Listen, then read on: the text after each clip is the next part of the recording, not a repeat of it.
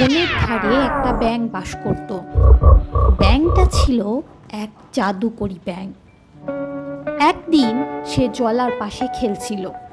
হঠাৎ দেখল রাজকুমারী বনের পথ ধরে হাঁটছে।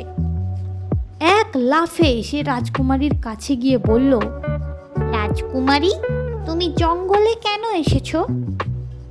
ব্যাঙকে কথা বলতে দেখে রাজকুমারী অবাক হয়ে গেল। সে বলল, ব্যাঙ আবার কথা বলতে পারে নাকি?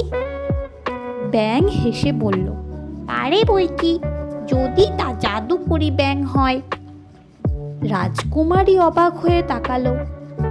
ব্যাঙ আবার বলল, যদি তুমি আমাকে জড়িয়ে ধরো তাহলে আমি এখনই একটা সুন্দর রাজকুমারে পরিণত হব।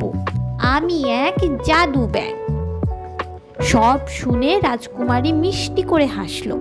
তারপর তার হাতের খাঁচায় ব্যাঙটাকে ভরে দরজাটাকে বন্ধ করে দিল। ব্যাঙ কাঁদতে কাঁদতে বলল, এটা তুমি কি করলে রাজকুমারী?